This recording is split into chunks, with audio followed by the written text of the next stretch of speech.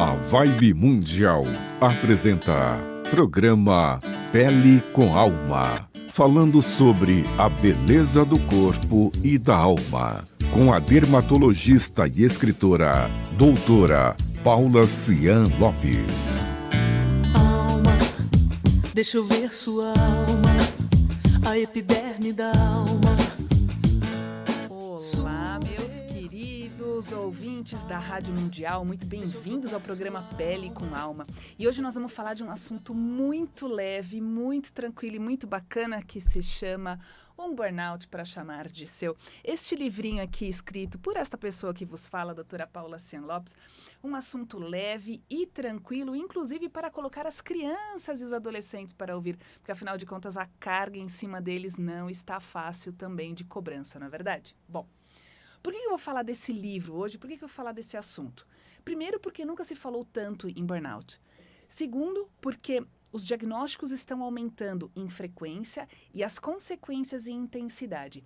E a indústria farmacêutica fazendo rios de dinheiro vendendo o quê? Antidepressivo, remédio para dormir e um monte de outras opções de remédio de tarja preta. E por que isso? A nossa vida está caótica? Não sei dizer, mas eu posso dizer que pelo menos a nossa mente está. O que é o burnout? Burnout, a tradução literal é esgotamento. Você queimou até esgotar. Então, é um esgotamento físico e um esgotamento mental. Então, não é um fim de semana que você vai para a praia, não é um fim de semana que você tira umas fériasinhas, uma semana e você está recuperado. Não, é um esgotamento mental, tá?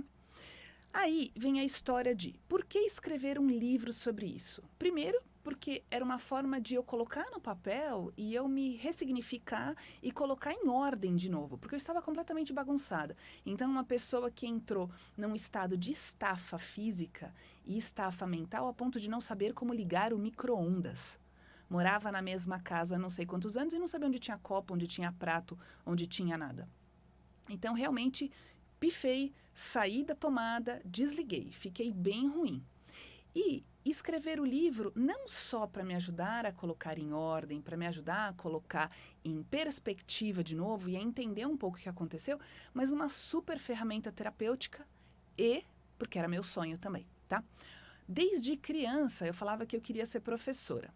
Então, meus pais foram professores, eu gostava muito de vê-los falar, né? Eles falavam muito bem, eles têm o dom da retórica, mas eu acho que o meu grande sonho foi divulgar informação. Então, para mim, divulgar informação era o quê? Era ser professora, era o que eu via na escola, né? Era esse tipo de convívio que eu tinha. E aí, a vida acabou mudando, eu acabei indo para medicina por um monte de fatores, que a gente pode falar numa próxima, até sobre escolha de carreira, sobre estresse, né? O que os adolescentes passam hoje em dia nessa fase de pré-vestibular. E aí eu entrei na medicina e dentro da medicina eu tentei buscar mestrado e doutorado para dar aula na faculdade de medicina e eu só achava a porta fechada, a porta fechada, a porta fechada. Eu falei, bom, acho que não vai ser esse caminho. E aí depois que eu tive o burnout, depois que eu tive esse surto, eu escrevi o livro. E as portas se abriram de uma forma informal para dizer não era um vínculo com uma universidade, não era um vínculo oficial com uma escola onde eu tinha que falar do mesmo assunto todos os anos. Então, é uma forma de falar de coisas diferentes para públicos diferentes, em locais, em datas diferentes. Só que esse livro, ele tem uma coisa muito particular. É claro que eu vou puxar a sardinha para o meu lado, porque foi eu que escrevi. Mas eu escrevi em primeira pessoa. Por quê? Porque eu não falo só da doença. Eu falo da jornada do ser humano para cair no buraco. Então a gente fala assim, é coisa de fraco. Você que não conseguiu dar conta. Você que não sabia o que estava fazendo. Olha, eu acho que para ter um burnout, para você entrar em depressão, para você ter um ataque de pânico, para você ter qualquer síndrome psiquiátrica, quer dizer que você foi muito forte e que você passou muito e muito e muito do seu limite.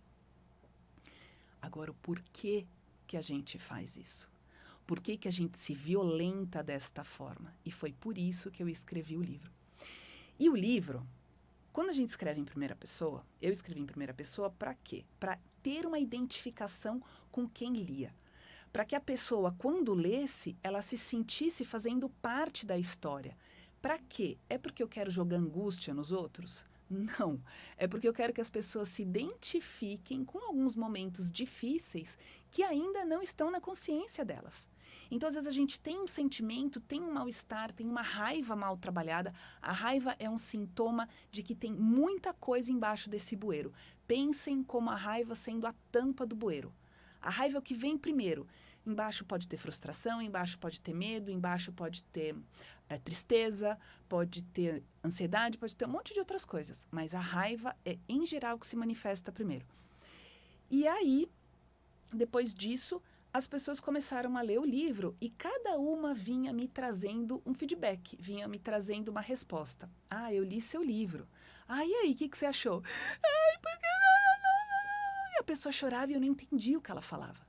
De tanta angústia com a qual ela se identificou dentro do livro. Então, esta pessoa se identificou com os relacionamentos abusivos e com a necessidade de ser perfeita.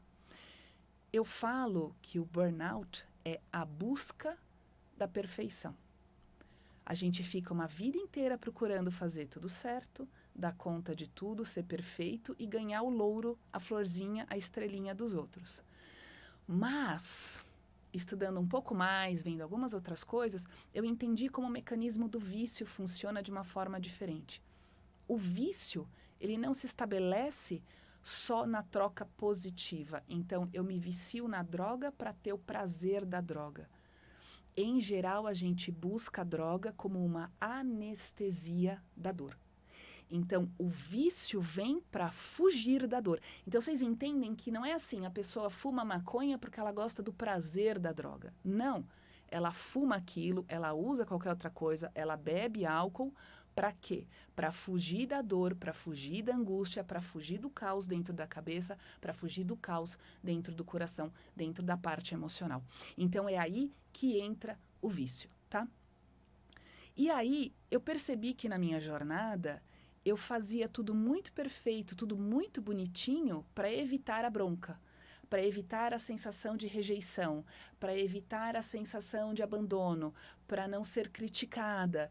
Porque, assim, se eu fosse muito criticada, se eu não estivesse fazendo as coisas direito, poxa vida, as pessoas não iam gostar de mim, eu não ia ser amada, ninguém ia querer estar comigo.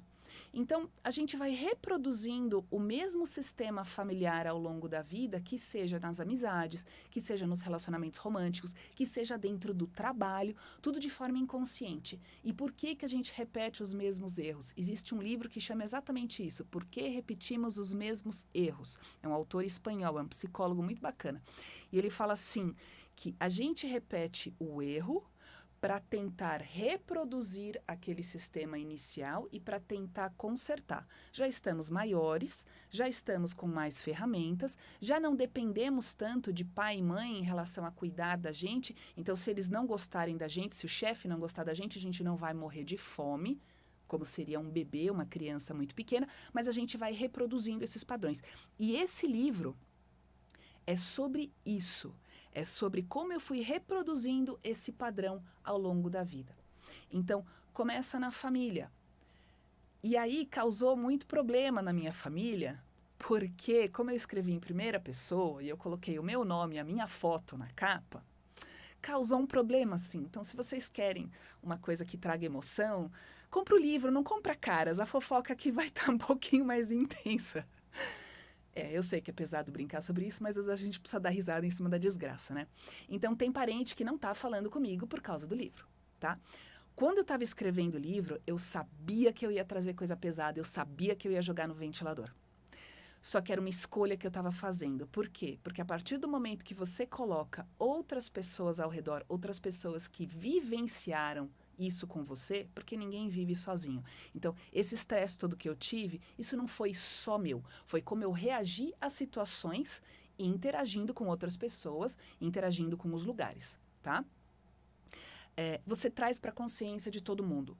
É claro que, por exemplo, eu já estava num processo de terapia há alguns anos, eu já estava no processo de estudar medicina chinesa, que me ajudou muito, igual já falei aqui no programa, de cortar a cebola ao meio com uma faca. Eu não fui tirando camadinha. A medicina chinesa, pá, cortou no meio aquilo. Para quê? Para já abrir o miolo, para já me mostrar quais emoções estavam afetando quais órgãos e trazendo quais doenças. E aí, quando a gente traz a consciência, não tem como você continuar a ser igual. É impossível você manter as mesmas atitudes com as mesmas pessoas e ficar nos mesmos lugares e manter os relacionamentos da mesma forma. Você muda. E qual é a questão? No momento que você muda, você causa estresse em quem está ao redor. E as pessoas não gostam, e as pessoas se incomodam. Então, vai chover crítica, vai chover rejeição, vai chover abandono, vai chover traição. Eu cometi um ato de traição? Sim, porque eu expus um ambiente familiar que tinha os seus vícios e que são questões geracionais, gente. Assim, pai e mãe replicam o que aprenderam, que replicaram o que aprenderam com os avós, com os bisavós, com os tataravós. Então, entendam que eu expus uma questão familiar transgeracional. E as questões de família, normalmente a gente deixa dentro da família. Mas eu fiz uma escolha pesada, uma escolha muito pesada para todo mundo e para mim. Já pedi desculpas em público, peço desculpas de novo, mas eu agradeço também pelas pessoas que entenderam que a questão não era jogar caca no ventilador, mas trazer a consciência. Então as pessoas vão criticar, as pessoas vão reclamar, as pessoas vão achar ruim, elas vão querer que você volte ao que era. E isso é impossível. A partir do momento que você vê uma coisa, não tem como não ver mais. Você se violentava para caber numa situação porque você fazia isso inconscientemente. Você não sabia exatamente o que você estava fazendo, então você ia remando ali com a maré, né? Vamos fazendo do jeito que dá, porque eu tenho que sobreviver, porque essas pessoas têm que cuidar de mim, porque essas pessoas têm que gostar de mim. Depois que você cresce e você vai criando consciência, fica difícil se manter naquilo. E aí, quando as pessoas ao redor não querem mudar, e é um direito delas, é um direito seu mudar e é um direito delas não mudar e se manter na mesma estrutura. Ou, às vezes, escolher ficar daquele jeito ainda nesse tempo e mais para frente as coisas mudam. Enfim, cada um tem a sua jornada, cada um tem seu nível de consciência e cada um vai na velocidade e carregando os pesos e as ferramentas que vai encontrando no caminho. Quanta ferramenta a gente encontra no caminho e a gente deixa para lá? A, porque a gente não está preparado para usar. B, porque a gente não sabe usar. C, porque naquele momento está confortável, a vida está boa. Esse livro, ele é um livro angustiante de ler, tá? Porque exatamente na identificação dos sinais. Mas traz muito questionamento. Então, uma outra pessoa que leu e me falou assim, eu me identifiquei muito na filha cobrada em ser perfeita o tempo todo. Ter que tirar nota boa, ter que dar conta de tudo, ter que ser boazinha, ter que ser obediente, ter que ser arrumadinha, tem que estar bonita, tem que estar sempre namorando sério, ter que sempre estar sorrindo. Por favor, me traga soluções, não me traga problemas. Olha como a minha vida já é difícil, olha como a vida já é competitiva. Não, você tem que ser filha boazinha, você tem que me trazer sorrisos e alegrias. Ou seja, você não pode ser humana. Você tem que ser um robozinho automático. Pai e mãe fazem por maldade? Não faz. Claro que não faz. E eu tive muito mais do que os meus pais tiveram, do que os meus avós tiveram. E é graças a essa evolução material através das gerações que eu saí da base da pirâmide. A pirâmide de necessidades básicas de sobrevivência, de alimentação, e eu pude ir para a parte de segurança e depois ir para a parte de trabalhar as emoções e depois trabalhar a parte de espiritualidade e depois chegar no topo da pirâmide. Não estou falando que eu sou topo de nada. Depois eu vou falar da pirâmide para gente. Mas a questão de você começar a compartilhar aquilo que você aprende. O que é a pirâmide de Maslow? É uma pirâmide, um triângulo mesmo. Então pensa na base, necessidades básicas. Eu preciso sobreviver. Se eu não tenho dinheiro, se eu não tenho uma profissão, se eu estou endividado, se eu não tenho onde morar, se eu não tenho o que comer, eu não vou ficar pensando nas minhas questões familiares, transgeracionais, quais foram os traumas, e fazer terapia, e ir para o centro espírita, ou ir para a igreja rezar. Não, gente. De onde viemos, para onde vamos, qual é o sentido da vida, eu não vou pensar nisso. Eu vou pensar em trabalhar para sobreviver. Eu vou pensar em trabalhar porque eu preciso comer, eu preciso pagar um teto na minha cabeça, eu preciso sustentar meus filhos. A partir do momento que a gente começa a ter essas necessidades garantidas, aí sim você tira o estresse disso e você começa a perceber outras coisas acontecendo ao seu redor. E aí você vai trabalhar essa parte emocional. Aí você vai trabalhar os seus relacionamentos. Você pode parar e falar assim, pô, isso aqui não tá legal. Isso aqui é bacana. Será que não dá pra gente fazer um pouquinho diferente? Ó, você cede um pouquinho ali, eu cedo um pouquinho aqui e fica bom para todo mundo? Então, depois das necessidades básicas realizadas, conquistadas, com a segurança, a gente vai para a parte emocional. E depois da parte emocional, aí a gente começa a usar o nosso cérebro, a nossa intuição, para trazer a parte espiritual junto. Porque quando a gente está na base da pirâmide, a gente reza para pedir. A gente reza para chorar. A gente reza porque a gente está muito aflito. A gente não reza para questionar o que eu vim fazer aqui no mundo, qual que é meu papel, qual é a evolução, o que eu vou agregar ao mundo, né? Então, o livro ele traz essa jornada. Então, eu falo da infância, eu falo da adolescência.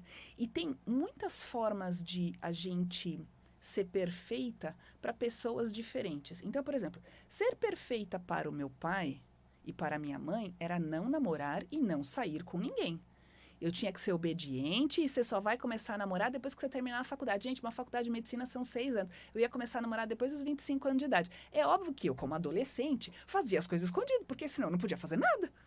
Mini saia, nem pensar. Batom vermelho, pelo amor de Deus. Então, eu andava com o batom no bolso e quando eu saía de casa, eu passava o batom.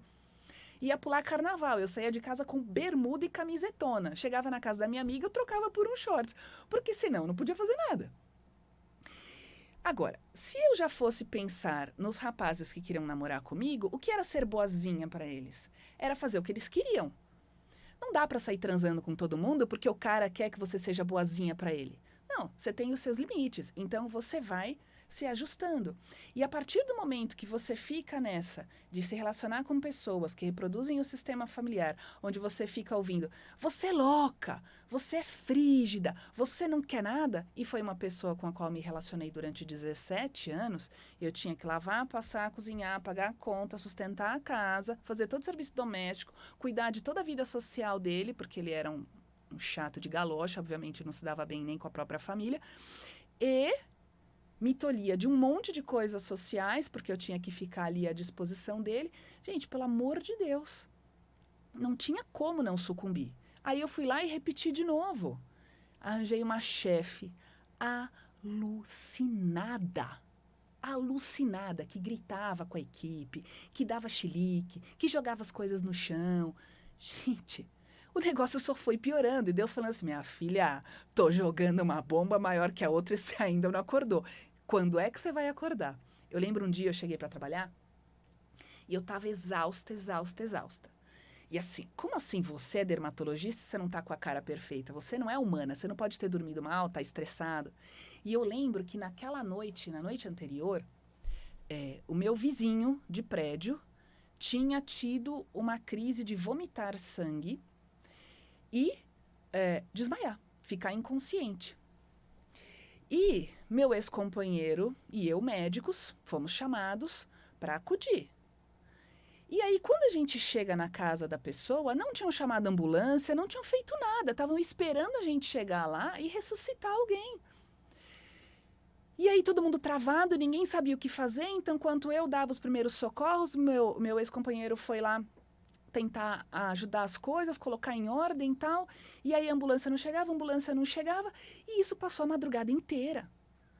A gente foi dormir, era mais de 5 da manhã. Eu tinha que acordar às 6, porque eu tinha que estar no trabalho. Na época eu tinha um vínculo empregatício, eu trabalhava numa operadora de saúde. Eu tinha que estar às 8 da manhã lá.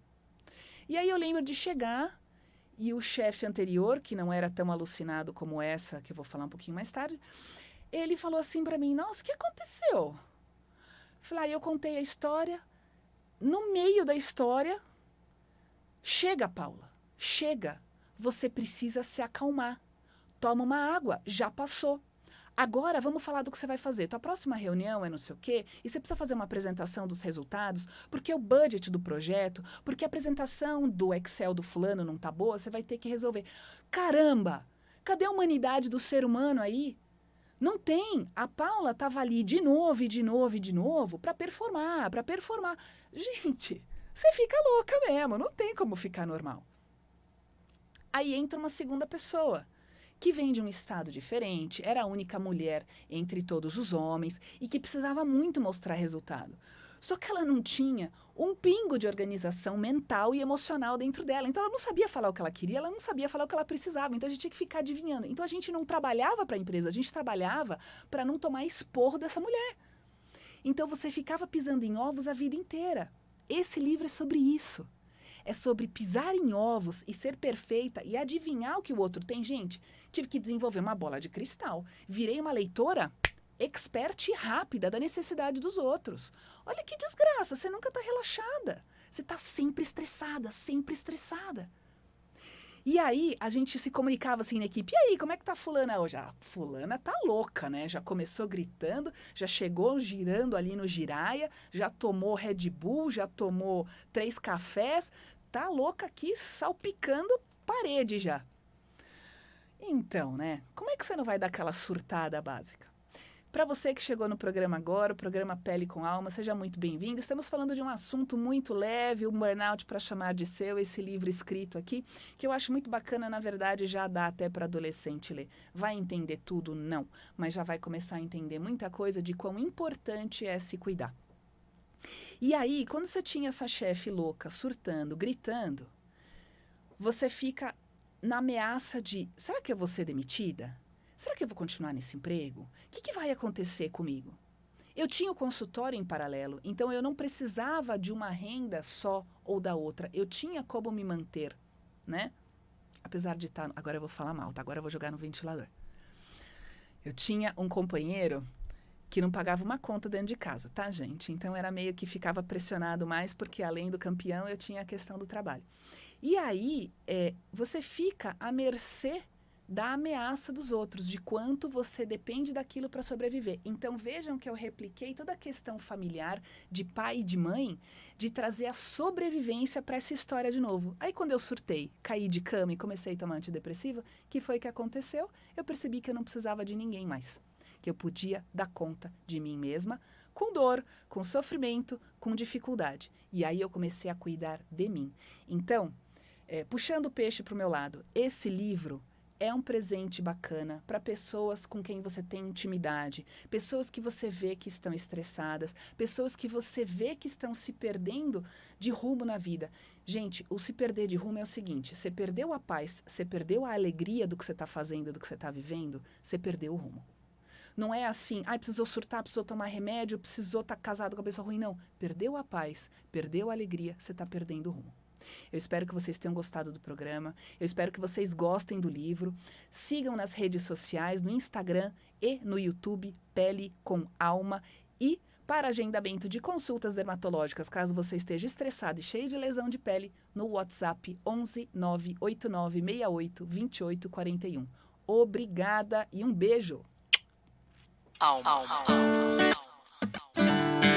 A Vibe Mundial apresentou programa Pele com Alma, falando sobre a beleza do corpo e da alma, com a dermatologia